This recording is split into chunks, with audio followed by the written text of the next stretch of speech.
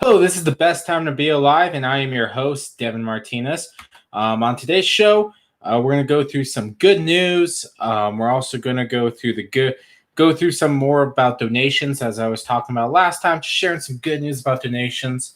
Um, and yeah, that's basically what this show's about. I was about to burp, so that's the reason why I kind of like stopped in the middle of speaking. But before I begin the good news, I have to address some things that happened this week.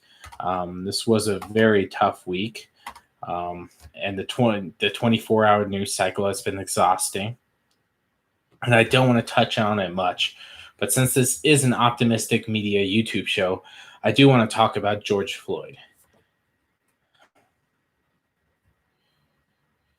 There's a video of George Floyd speaking directly into the camera about how violence needs to end in his community. And the message he relayed was powerful. It goes beyond the violence.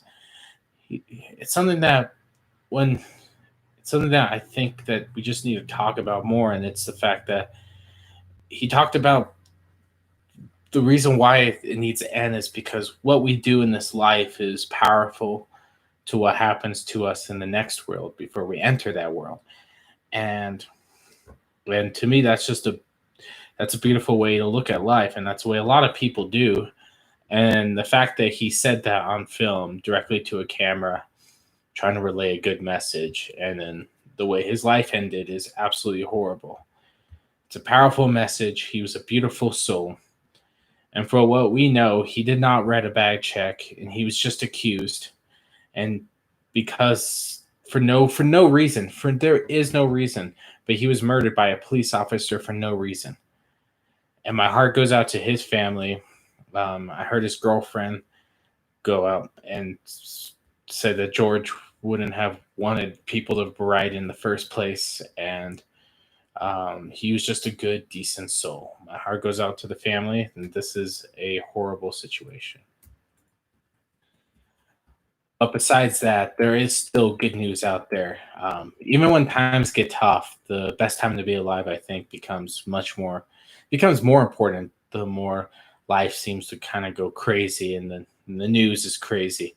And I think that it's good to look. It's okay to look at the good news in spite of the bad. I think that's what journalism is for. Journalists are supposed to look at tell every story, all stories, the bad news, the good news, uh, give voice to the people who are voiceless. That's what journalism's about. It's about everything that has to do with information and putting it out to people. Every fact, every story.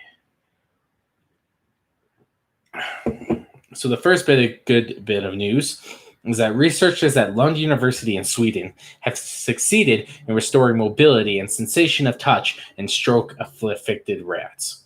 The way that they did this is they reprogrammed human skin cells and transplanted them into the brain. The researchers found that after 6 months after the transplantation, uh, they found this about 6 months later. I said that in a really weird way. Previous studies from the same team showed that it was possible to transplant nerve cells derived from human cells or form reprogrammed cells in the brains of rats afflicted by strokes.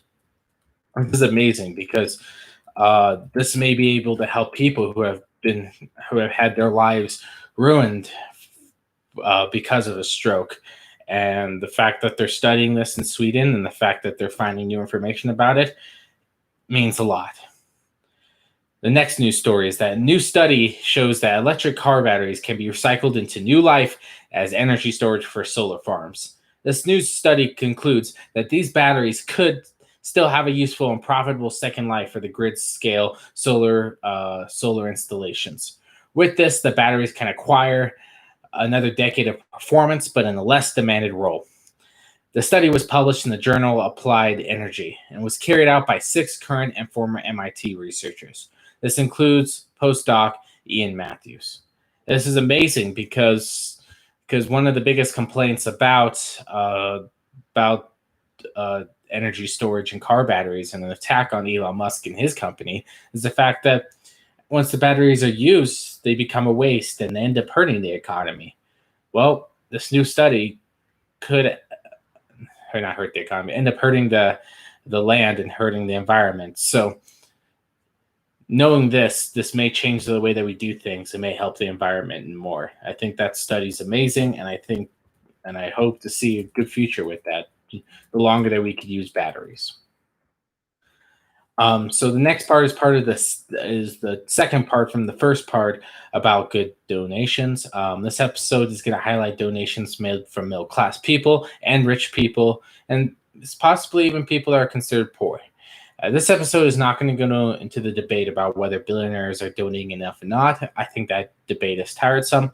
I think we should just look at what people are giving, specifically for this show. If if your news channel's about showing how little billionaires give, then I think that is something that you should highlight. But for the best time to be alive, we're gonna highlight the good news, the money that was provided. If this was a psychology news show, that we talk about why they donate. Is it because they're trying to get a tax break? Is it because they're actually good people? But in this show, we're gonna just highlight it, and we're not going to get into that argument. But I will get in that argument in the future on another podcast. So the Twitter CEO, Jack Dorsey, claimed on April 7th that he would donate $1 billion in equity from his company Square. This company does digital payments, and the relief fund is called Start Small. Dorsey said it will initially focus on COVID relief, but will eventually move towards funding women's health and education. So far, he has donated 15 million of the 1 billion that he claims that he's going to donate to the COVID-19 response and recovery fund, which doubled the total contributions raised in the relief program. That's absolutely amazing. He donated $10 million to Reform Alliance, which is a prison reform nonprofit, which is co-founded by Meek Mill, Michael Rubin, and Jay-Z. The fund is delivering personal protective equipment, also known as PPE. And he also donated $1 million to Detroit COVID-19 relief efforts, which goes to help people in the city who needs help. His estimated net worth is $3.89 billion. And according to Dorsey, this donation will constitute, once he's done finished and he does spend $1 billion in donations, that will constitute around 28% of his net worth, which is a lot of money. And even though it's not 50%, not 30%, it's still a lot of money. Over $1 billion is going to go to organizations that need help and are going to be helping other people with that money. The $1,200 stimulus might have been a great relief for some, but for others, it's money that they were given, but they didn't really need. Some people donated their $1,200 stimulus to centers or organizations because they really just didn't feel like, since they were working and other people were off work, they decided that, hey, we're going to give money to help other people.